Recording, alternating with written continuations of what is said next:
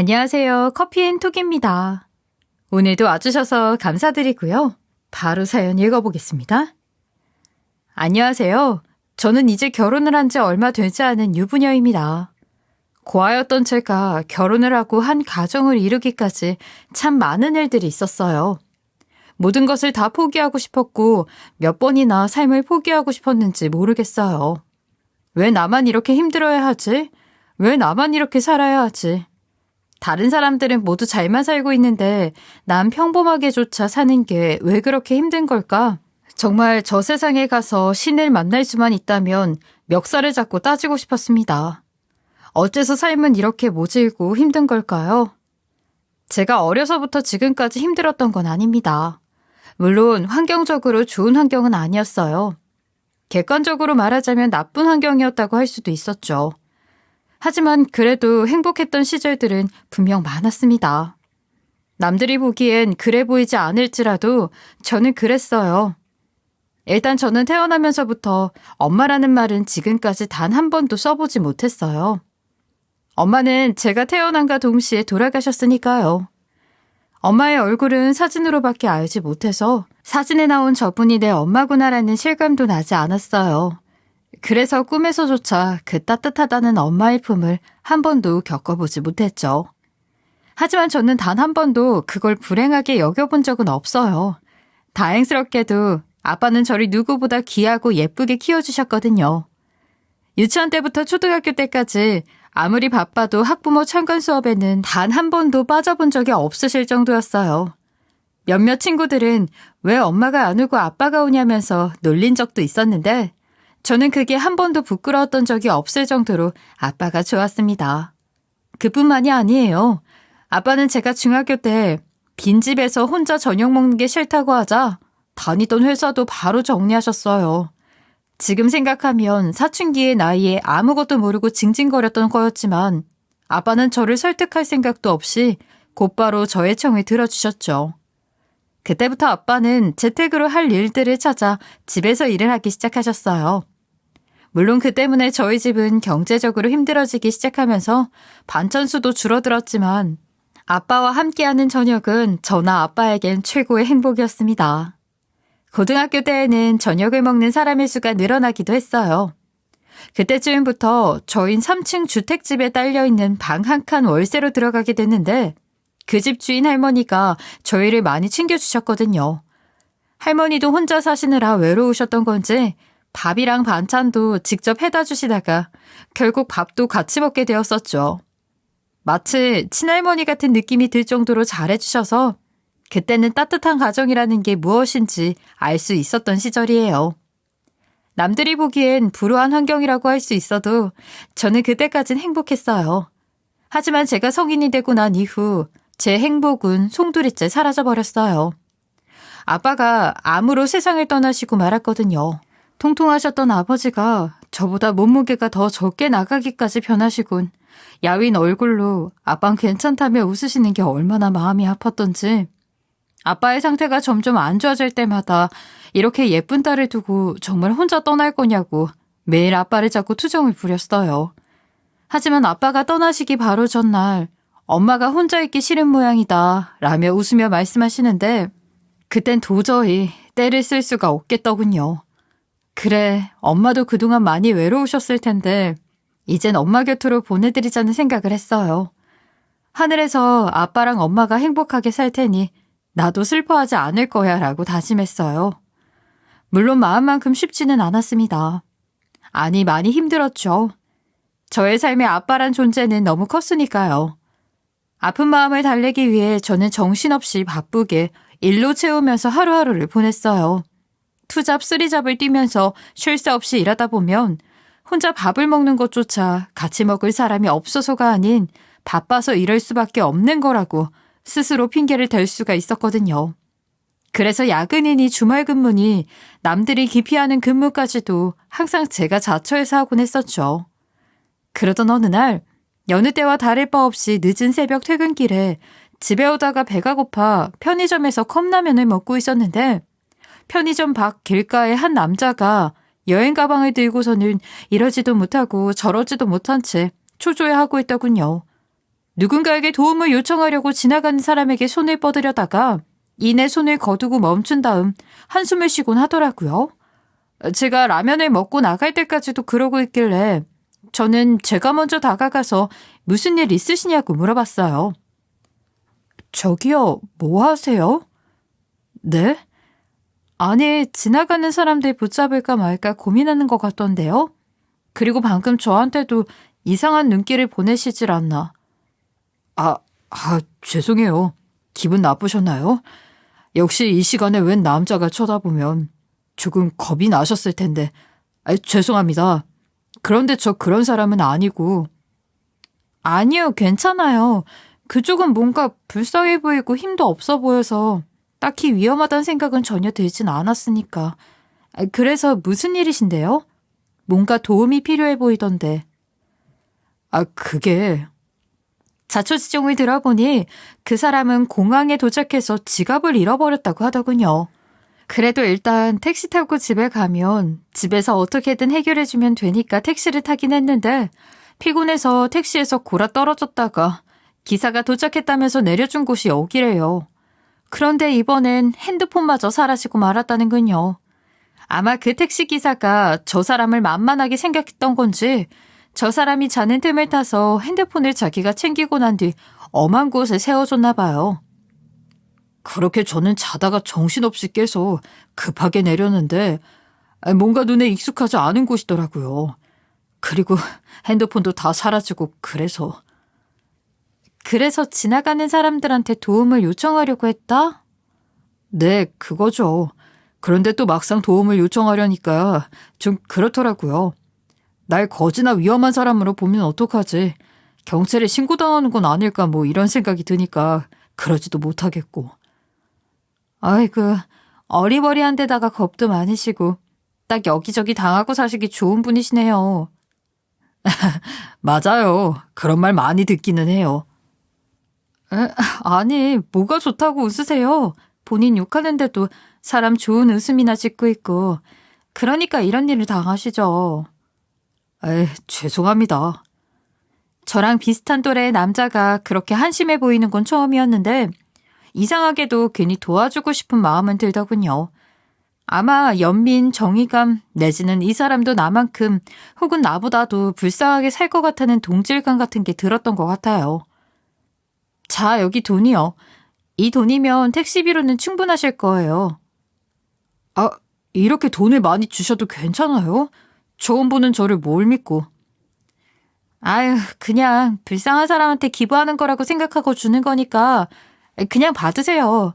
돈이 좀 남으시면 라면이라도 사서 드시던지. 사기 많이 당하시고 살 것 같은 분이시네요.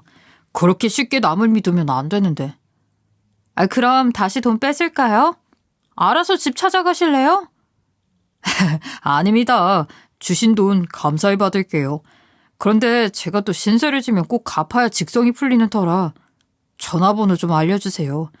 그리고 지금 제가 마땅히 드릴 수 있는 게 이 수첩밖에 없긴 한데 그래도 제 소중한 물건 중 하나니까 담보로 갖고 계세요. 그 남자는 그렇게 저에게 수첩을 준 뒤 잽싸게 그 자리를 떠나버렸어요. 전 뭔 담보로 수첩을 주고 그러나 싶어서 살짝 펴봤는데 대충 보니 일기 같더군요. 다 큰 남자가 일기를 쓴다는 게 신기하기도 하고 살짝 호감이 가기도 해서 정말 돈을 갚으러 연락이 오면 좋겠다는 생각도 들었어요. 하지만 그로부터 얼마 뒤 한동안 연락은 오지 않았어요. 저도 뭐 그러려니 하고 넘어갔죠. 애초에 기부한다는 생각으로 줬던 돈이기도 했으니까요. 그리고 제 삶이 바쁜데 그런 사람 생각이 날 리도 없었습니다. 그저 그 수첩은 버려야 하나 말아야 하나 고민만 조금 하고 말았죠. 그런데 2주 정도가 지나자 모르는 번호로 연락이 왔는데 그 사람이더군요. 귀국하고 이리저리 바빠서 연락하기가 힘들었는데 이제서야 좀 정리가 돼서 연락을 줬대요. 그리고 돈도 갖고 수첩도 받아야 하니 만나러 오겠다고 하더군요. 그렇게 우린 약속을 잡았어요. 전 그때 왜였을까? 평생 한 번을 하지도 않던 화장을 했어요. 그리고 장롱에서 몇 안 되는 옷들 중 가장 예쁘다고 생각하는 옷을 입고 나갔죠. 장롱 속에 여성스러운 옷이라고는 하나도 없어서 난 왜 이런 옷밖에 없냐며 절망까지 했었지만, 그리고 그 사람을 약속 장소에서 만났어요. 그 사람은 저를 못 알아보더군요. 참나, 화장 한 번 했다고 사람을 못 알아보다니.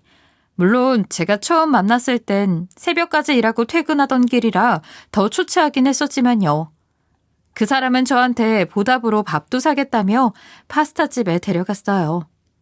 아빠가 있었을 적에나 먹었던 파스타집에 오랜만에 가니 기분이 묘했어요. 그것도 아빠가 아닌 다른 남자와 함께여서요. 그 사람은 여전히 어리버리하기도 하면서 착하고 순수한 느낌이었어요. 그 사람과 대화하고 있다 보면 아빠가 다시 돌아온 것 같은 느낌도 들 정도였죠. 그래서 시간 가는 줄도 모르고 대화를 오래 했어요. 그런데 그 사람과 대화를 나누느라 정신이 팔려서 헤어질 땐 미처 그 사람에게 줘야 할 수첩을 주지 못했습니다. 그 사람도 참 여전히 어리버리한 건지 그 소중하다던 수첩을 달란 말을 하지 않더군요. 우린 다시 만나자는 말 없이 헤어졌었는데 돌려주지 않았던 그 수첩으로 인해 다시 만나야 했어요. 그러고 나서 다음에 다시 만난 날 우리는 연애를 시작하게 됐죠. 그 사람이 무슨 일을 하는지도 잘 모른 채요. 그 사람은 제 이야기를 잘 들어주던 사람이었어요. 저는 일하는 데에만 정신이 팔려 있었다 보니 아빠가 돌아가신 이후로는 제 속 이야기를 꺼내본 적이 없었는데 그 사람 앞에서는 이상하게도 그런 이야기를 술술 꺼내게 되더군요. 특히 제가 엄마 없이 자랐지만 아빠랑 행복하게 자랐던 이야기를 자주 하게 됐는데 보통 다른 사람들 같은 경우엔 그래도 엄마가 있었으면 더 좋았을 거라고 반응을 하거든요. 하지만 그 사람은 정말 행복했던 시간을 보냈구나 라며 공감을 해주는 사람이었어요. 그리고 아빠가 돌아가신 이후의 이야기를 듣고는 자기가 아빠 대신 저를 꼭 지켜주겠다고 했죠. 전 어리버리한 주제에 누가 누굴 지키냐고 지킬 거면 본인이나 잘 지키라고 웃었지만 진지한 표정으로 말하는 그 사람의 말이 너무 믿음직스러웠어요. 한 가지 이상한 게 있기는 했는데 그 사람은 묘할 만큼 자기 이야기를 하지 않더군요. 제가 그렇게 저희 집안 이야기를 했었음에도 그 사람의 집안 이야기, 자란 환경 이야기 같은 건 전혀 하지 않았어요. 뭐 사람에겐 누구나 딱히 말하고 싶지 않은 면들이 있을 수 있으니 저도 구태여 집요하게 물어보진 않았습니다. 그렇게 그 사람과 함께하는 시간은 1년, 2년을 지나 3년이 다 되어갔어요. 연애 기간이 길어지다 보니 결혼 생각도 들기 시작하더군요. 그런데 문제는 저도 여자라고 꼴에 자존심이 있었던 건지 먼저 결혼하자는 얘기는 꺼낼 수가 없었어요. 하지만 그 사람은 그런 이야기를 전혀 꺼내질 않았습니다. 결혼 이야기는커녕 자신의 부모님께 저를 소개해주겠다는 기미도 전혀 보이지 않았고요. 그러다 보니 혹시 내가 고아여서 결혼할 생각이 없는 건 아닐까? 혹은 집에 소개해주기 부끄러운 걸까? 싶은 생각까지 들었는데 하루는 그 사람이 이런 이야기를 하더군요. 우리 지금 너무 행복하지 않아? 그렇지? 이렇게 계속 연애하다가 나이 한 60 먹고 나서 결혼을 할까? 60이 되고 나서? 왜? 그냥 젊었을 땐 두근두근한 연애를 오래 하면 좋지 않을까 싶기도 하고 나중에 우리 부모님 돌아가시고 나서 결혼하고 싶기도 하고. 응? 그게 무슨 소리야? 그냥 하는 소리야. 그냥 하는 소리라고는 하지만 묘하게 쓴웃음을 짓는 그의 표정에서 그 사람에겐 말할 수 없는 어떤 사연이 있는 거란 생각이 들었어요. 그 일이 있고 나서 얼마 뒤 명절이 다가왔었는데 오랜만에 전에 살았던 월세집 할머니가 보고 싶어지더군요. 아빠가 돌아가시고 난 뒤로는 아빠 생각 때문에 그 집에서 살기가 힘들어져서 나왔었는데 오랜만에 찾아가서 인사 좀 드려야겠다 싶었어요. 할머니도 명절 때 혼자 보내시느라 외로우실 것 같기도 했으니까요. 약간의 선물을 사들고 할머니를 찾아뵈었죠.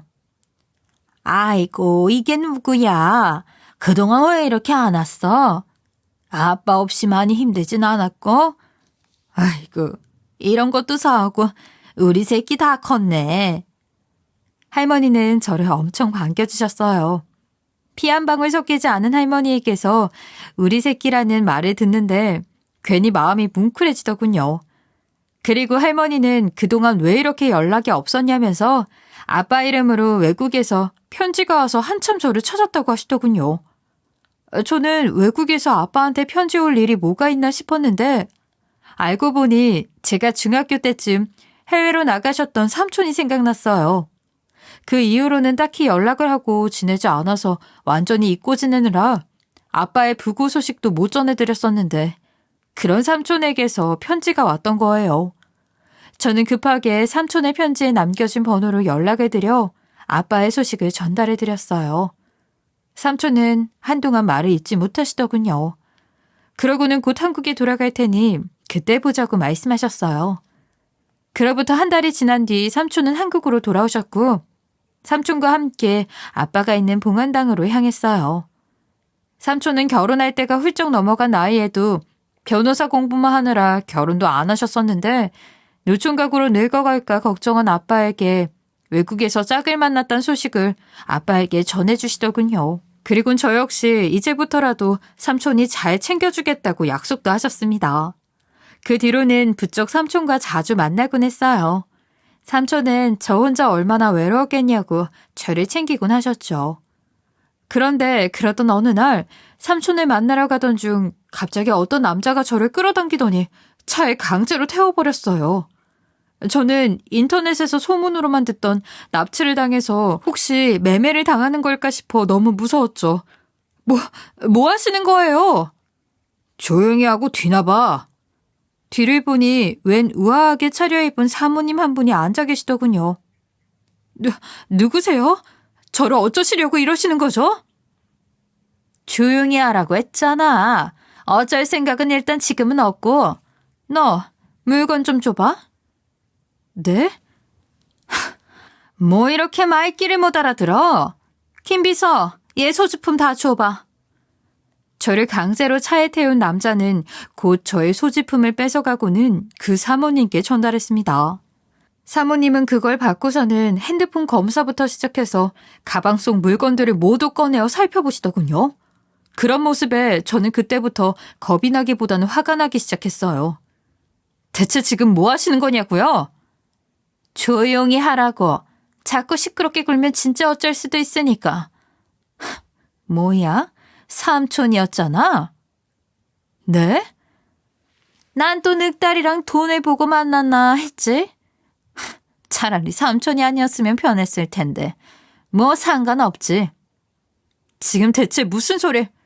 너 내가 누군지 궁금하지? 그거야 당연히. 난 지금 네가 사귀고 있는 사귄다고 말하기도 짜증나네.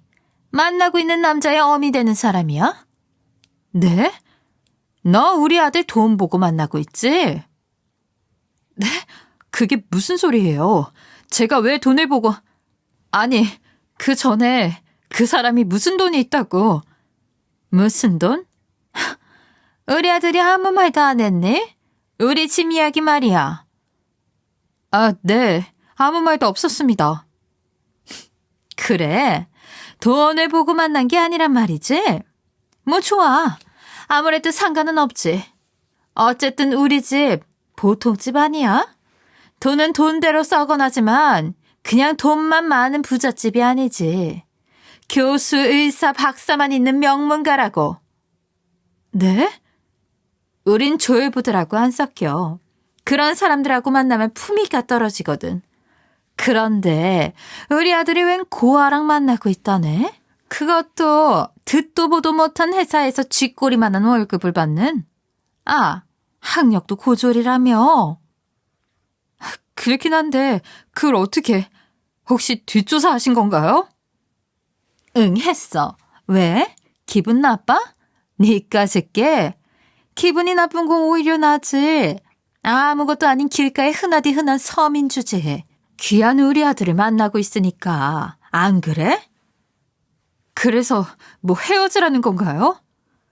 뭐 사실 헤어지라고는 아들한테 이야기했지만 어리버리한 아들답지 않게 하도 안구하길래 네 흠이나 잡아서 헤어지게 하려고 했는데 삼촌이라 어떻게 할까? 저는 못 헤어져요. 그 사람 만나고 잃었던 행복을 되찾는 기분이에요. 아시다시피 저는 아버지를 잃고 난 뒤로 혼자 힘들게 살았어요. 그런데 그 사람마저 잃어버리면 그래? 그럼 네가 나한테 줄 수 있는 것이 뭐가 있지? 네? 줄 수 있는 거라뇨? 얘 봐라. 당연히 뭐라도 줘야 하는 거 아니야? 그럼 우리 집이랑 공짜로 결혼할 생각이니? 이제 보니 너 양심도 없구나. 아이, 그게 아니라 지금은 제가 너무 갑작스러워서 어머님도 지금 처음 뵙는 건데. 그래. 뭐 오케이. 그건 이해할게. 머리도 멍청할 텐데 생각할 시간은 줘야지. 나도 너를 어떻게 할지는 좀 더 생각해 봐야 하니까. 오케이. 오늘은 그럼 이만 가봐. 아들한테 나랑 만났단 이야기는 하지 말고. 괜히 우리 집에 분란을 일으켰다간 알지? 시어머니는 그 후 저를 차에서 내리게 하셨어요. 그리고 차는 훌쩍 떠나버렸는데 정신이 멍해지더군요.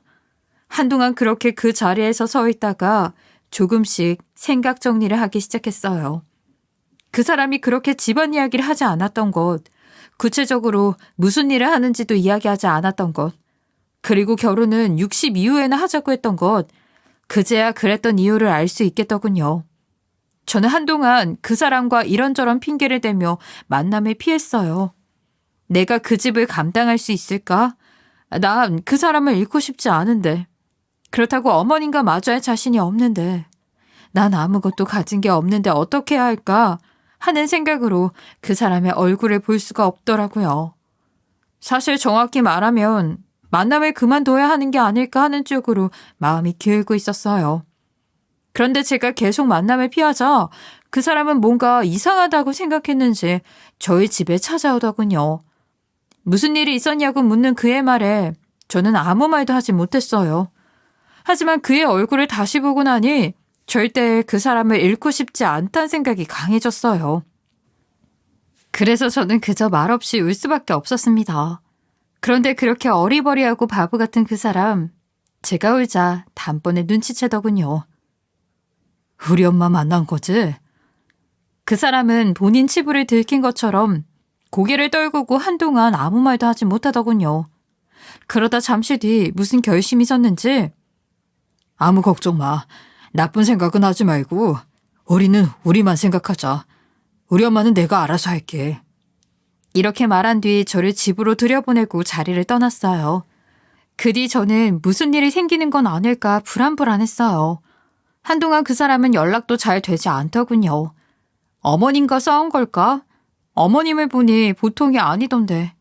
혹시 아들한테 무슨 해코지를 한 건 아니겠지? 나는 이렇게 가만히 있어도 되는 걸까? 라는 생각으로 하루하루를 걱정에 빠져보내고 있었는데 일주일이 지나자 어머님에게서 집으로 찾아오란 연락이 오더군요. 저는 어머님이 보내주신 주소로 곧장 찾아갔어요. 집이 정말 어마어마하더군요. 고급 아파트 같은 게 아니라 붉은색 높은 담벼락으로 둘러싸인 TV에서나 보던 저택이었습니다.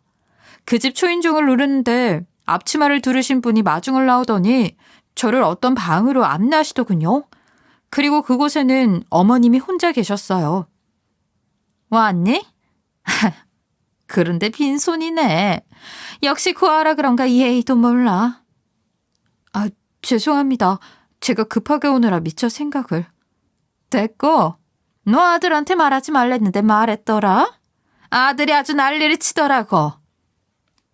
그게 제가 말한 게 아니라. 뭐 상관없어. 독방에 대충 가둬놓으면 그만이었으니까. 네?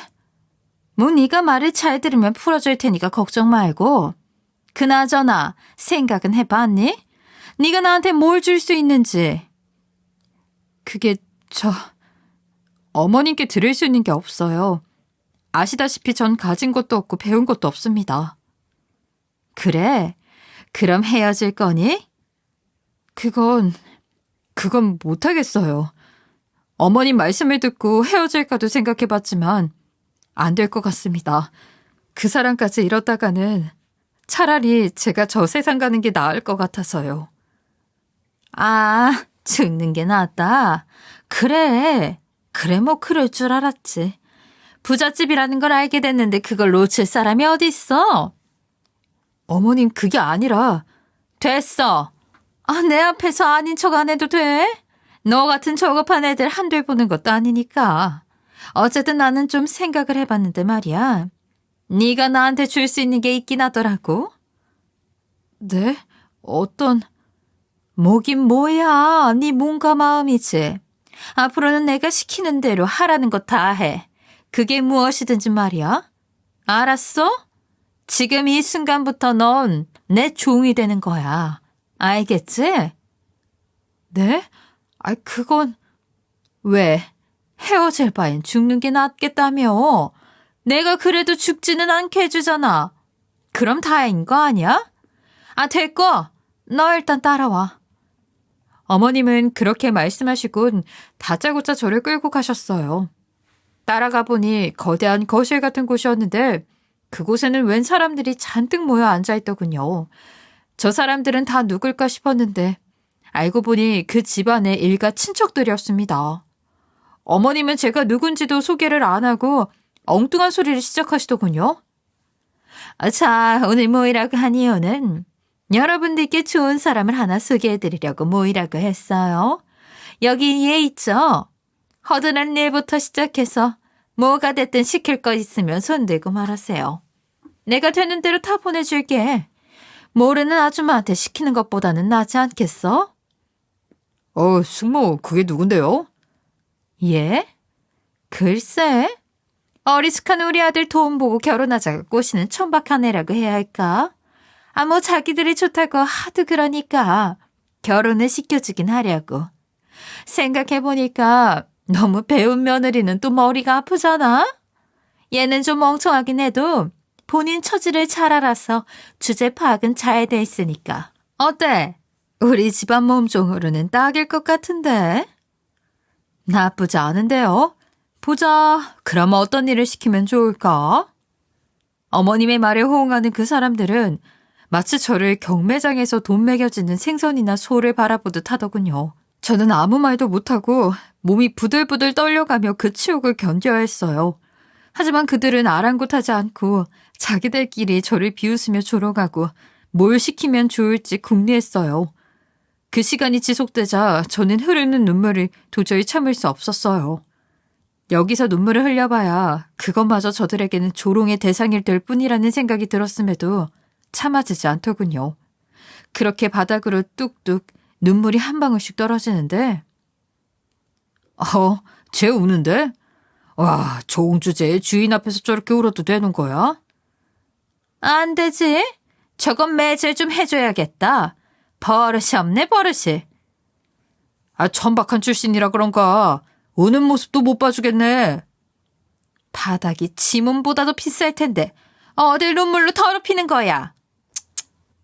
냅둬요, 형님. 제 부모가 저렇게 가르친 걸 어쩌겠어. 저를 비아냥대는 건 참을 수 있어도 돌아가신 부모님 욕까지 해대니 제가 어떻게 더 버티고 있을 수 있을까요? 저는 그 순간 곧장 그들의 온갖 조롱과 비웃음을 뒤로한 채 그 집에서 뛰쳐나왔어요. 그리고 남편에게도 이별 통보를 문자로 써서 보냈어요. 그 후 전 삼촌에게 가서 하염없이 몇 시간이고 눈물을 쏟았습니다. 그리고 제가 당한 일들을 모두 말해주었죠. 어떻게 그런 일을. 정말 사람이 아니구나. 어떻게 그런. 어떻게 해요. 나뿐만이 아니라 우리 아빠도 욕을 먹었어요. 그래. 괜찮다, 괜찮아. 진정해. 삼촌이 다 해결해 줄게. 삼촌이 어떻게 해요. 그 사람들 다 돈도 많고 다 높은 사람들이야. 그래. 우리가 힘으로는 그 사람들을 이길 순 없지. 하지만 그래서 법이 있는 거야. 삼촌이 왜 평생 공부해가면서 우리나라 변호사 자격증, 해외 변호사 자격증까지 따려고 했겠니? 걱정하지 마라. 오히려 그 사람들은 지위가 높은 사람들이지. 네 명예를 훼손한 일, 모욕을 준 일, 오히려 갚아주기에는 훨씬 편하단다.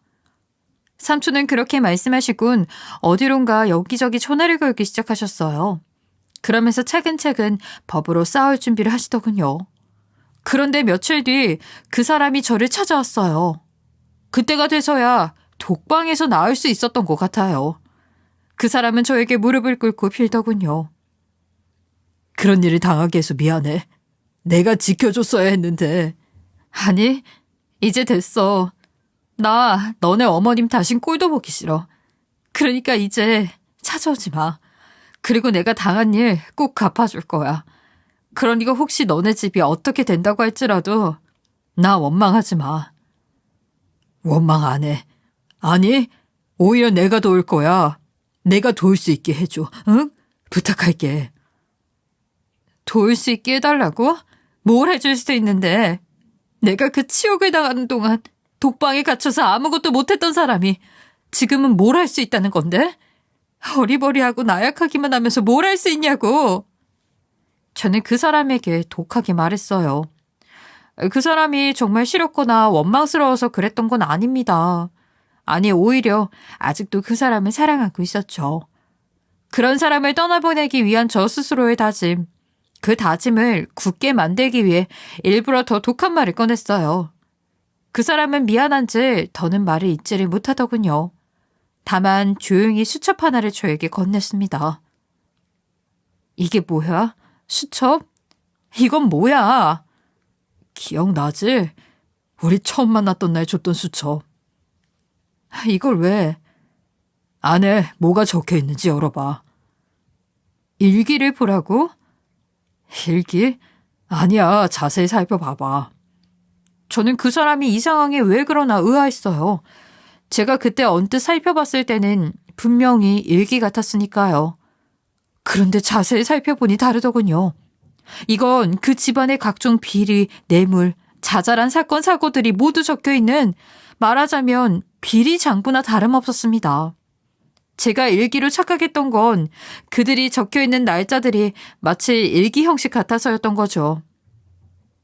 단순히 명예훼손 모욕죄, 그런 것만으로는 우리 집이 무너지지 않을 거야.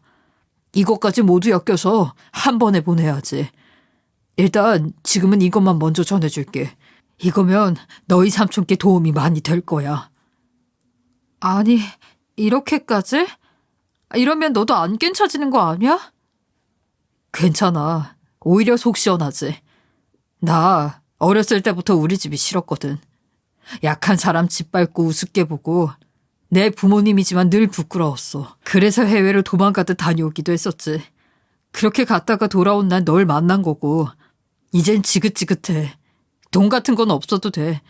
그러니까 괜찮아. 내 걱정은 하지 말고 잘 사용해줘.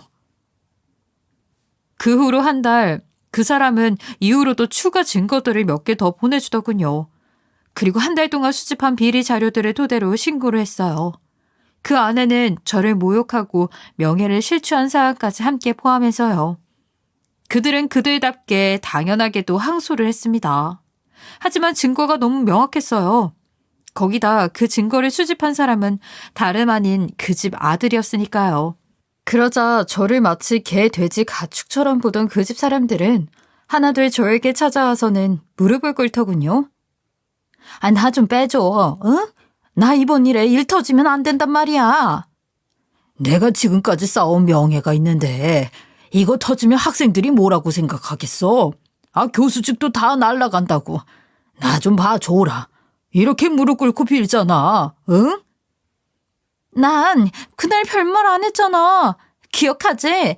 아이, 그거 다 시켜서 한 거야, 시켜서. 우리라고 그러고 싶어서 그런 게 아니라니까. 나쁜 짓은 하나가 돼서 하더니 일이 터지니 서로 탓만하면서 자기는 빼달라, 살려달라 난리도 아니더군요. 심지어 어머님은 사실 제가 며느리로 들어오길 바랬다는 거짓말까지 하시는데 저게 정말 같은 사람으로서 저럴 수 있는 걸까 싶었어요. 전 그런 어머님을 내려다보며 한마디 해드렸습니다. 몸종 쓸 일 생기면 연락드릴게요. 나이도 있으시니 쓸모가 있을지 모르겠지만. 그 집안 사람들은 비싼 변호사를 고용해서 쓰고 있었지만 제 곁에도 10명 가까이 되는 법조인들이 버티고 있었기에 아무런 걱정이 들지 않더군요. 삼촌의 동기며 지인들이며 다들 법조계에서 뼈대가 굵은 사람들이었습니다. 얼마 뒤 그 인간들은 기사에 나왔어요. 교수, 사업가, 의사, 서로 끼리끼리 나쁜 짓은 다 돕고 다녔는데 명문가 집안이라더니 직원 추행 희롱까지 한 추악한 사건도 있었어요. 그런 것들을 잘도 돈으로 막고 있었더군요. 담요까지 덮어쓰고 얼굴을 가리며 나타난 걸 보는데 참 통쾌했습니다. 시모 또한 그들과 깊게 엮이면서 빼도 박도 못하게 벌을 받게 되었어요. 그 나이에 옥살이를 해야 하니 얼마나 분통이 터지겠어요. 옥에서 저희에게 편지까지 보냈는데 사과와 반성이 아닌 분노로 가득 찬 이야기들 뿐이더라고요. 본인이 출소만 하면 가만두지 않겠다면서 본인이 알고 있는 사람 중 어두운 세계에 종사하는 사람도 있다고 그 사람들 시켜 무시무시한 짓을 벌일 거라는 말까지 하는데 저나 남편은 헛웃음을 지으며 그 편지를 찢어버렸어요. 그 이후 저는 그 사람과 해외로 떠났어요. 삼촌이 숙모가 있는 곳으로 함께 가자고 하시더군요. 이곳에 안 좋은 기억은 모두 잊고 그곳에서 행복한 삶을 다시 시작하자고요. 삼촌은 우리 둘 결혼식도 준비해 주셨어요. 거창한 드레스나 식장은 아니지만 정말 아름다운 곳이었어요. 지금은 제 남편이 된 그 사람, 삼촌, 숙모 모두 내 손을 잡아주면서 이제는 혼자가 아니라고 해줬어요. 늘 혼자 방에서 울던 지난 세월의 먹구름이 완전히 거친 것 같았어요. 남편과 저는 그곳에서 양손으로 손가락을 걸고 약속을 했어요. 앞으로 살아가면서 서로를 위하겠다는 약속 하나, 스스로 부끄럽지 않게 돈이 아닌 인격을 쌓으며 살자는 약속 하나요. 저희는 평생 그걸 지키며 살아가려고 합니다. 저희는 행복은 돈과는 상관이 없다고 생각해요. 사랑하는 사람, 가족, 그들과 함께하는 그 시간들만이 우리 인생의 행복이겠죠. 여러분들도 그 행복을 지키기 위해 항상 힘내시길 바라겠습니다. 감사합니다. 행복하세요. 지금까지 커피앤톡이었습니다. 오늘도 끝까지 함께 해주셔서 감사하고요. 다음 영상으로 또 찾아뵙겠습니다.